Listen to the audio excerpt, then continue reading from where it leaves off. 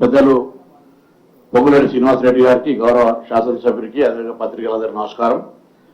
ఈరోజు క్యాబినెట్లో ముందు నుంచి మా ప్రభుత్వం ఏ విధంగానైతే 42% రిజర్వేషన్లకు సంబంధించి చిత్తశుద్ధిగా కామారెడ్డి డిక్లరేషన్ మొదలుకుంటే ఇంటింటా సర్వే చేసి, సిపెప్ సర్వే చేసి, సబ్ కమిటీ రివ్యూ చేసి, దాని తదుపరి క్యాబినెట్ ఆమోదం పొంది సభలో చర్చకు పెట్టి అన్ని రాజకీయ పార్టీలు ఇంక్లూడింగ్ భారతీయ జనతా పార్టీతో సహా అందరూ కూడా 42% రిజర్వేషన్లకు ఆమోదింపజేసి దానికి గవర్నర్ గారికి పంపడం, గవర్నర్ గారి దగ్గర నుంచి రాష్ట్రపతి గారికి పంపడం కూడా జరిగింది. ఇది దాదాపు 4-5 నెలలు అయిపోతుంది.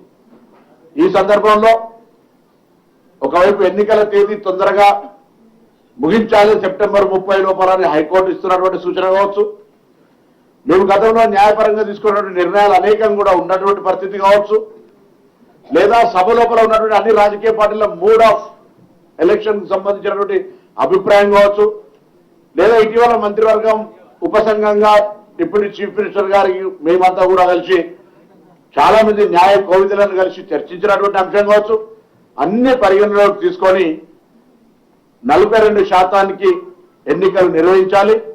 మిగతా ఎస్సీ ఎస్టీకి సంబంధించి 2001 సెన్సస్ ఏదైతే ఉందో దాని ప్రకారంగా జనాభా ఆధారంగా వాళ్ళకి రిజర్వేషన్లు కల్పిస్తూ 42% లోకల్ బాడీ ఎలక్షన్స్ ఎన్నికలు నిర్వహించడానికి క్యాబినెట్ తీర్మానం చేసింది. ఈరోజు దీనికి కేసీఆర్ గారు ఇచ్చినటువంటి ఉరితాడు మెడకు 2018 చట్టం ఉంది.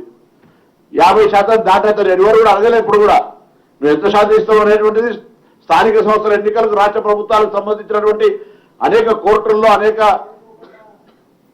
అంశాల లోపల ఎంపైరికల్ డాటా ఉన్నదా అనేటువంటి మాట అడిగినటువంటి సందర్భంలో వారు పెట్టిన 2018 పంచాయతీరాజ్ యాక్ట్ కావచ్చు, 2019 మున్సిపల్ యాక్ట్ లోపల వారు ఆ సీలింగ్ ఎత్తివేయడానికి మేము ఒక 2 months 1.5 months కింద ఆర్డినెన్స్ తెచ్చినాం. ఆర్డినెన్స్ ఎప్పుడు కానీ సభ ప్రారంభం కాగానే చర్చకు దాని లోపల బిల్లుగా మారేటువంటి ఆనవాయితీ, దానికి ఒక ప్రొసీజర్. దాని ప్రకారంగా దాన్ని కూడా రేపు సభలో పెట్టి ఆ 2018 చట్టంలో ఉన్నటువంటి 50% సీలింగ్ ను ఏ గతంలో ఆర్డినెన్స్ చేసామో దాన్ని తొలగిస్తూ తిరిగి శాసనసభలో చర్చకు అన్ని రాజకీయ పార్టీల అభిప్రాయం తీసుకొని అందరి మద్దతుతోటి అందరూ కూడా ఏకాభిప్రాయంతో ఉండరు. ఇందులో ఎటువంటి డిఫరెన్స్ ఆఫ్ ఒపీనియన్ లేదు. ఈ తెలంగాణలో పంచాయతీరాజ్ ఎన్నికలు జరగాల్సిందే, పంచాయతీరాజ్ ఎన్నికలకు సంబంధించినటువంటి 42% రిజర్వేషన్లతో జరగాల్సిందే అనే అభిప్రాయాల మేరకు ప్రభుత్వం ఈ నిర్ణయంతో ముందుకు పోతా ఉంది.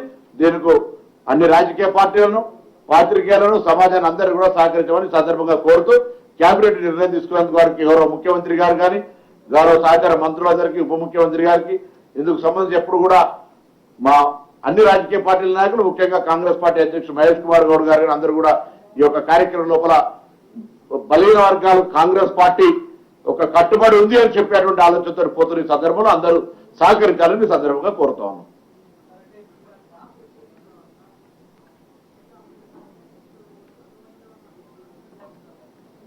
ఇప్పుడు రాజకీయ పార్టీల యొక్క 3 చట్టంలో మేము చేసినటువంటి ప్రక్రియ, సభలో తీసుకున్నటువంటి నిర్ణయాలు, ఇలా రకరకాల అంశాలను న్యాయ కోవిదులతో చర్చించిన తర్వాత దానికి సంబంధించి అన్ని కులంకషంగా చర్చ చేసిన తర్వాతనే తీసుకుంటున్న నిర్ణయం. ఎక్కడా అడ్డంకులు ఉంటాయని అనుకుంటలేం. సాఫీగా 42% రిజర్వేషన్లు జరుగుతాయి. ఎన్నికలు జరిగితే మీరు కూడా అందరూ సహకరించాలని కోరుతా ఉన్నాం. చట్టం చేసినాం కదా, మళ్ళా దాని వాట్ ఈస్ ది డిఫరెన్స్ చెప్పు ఫస్ట్. అరే చెప్పు, నువ్వేం సపోర్ట్ చేస్తావు అని అద్దెలో కూడా అడుగుతున్న ప్రశ్న. అరే గవర్నమెంట్ చెప్తుందా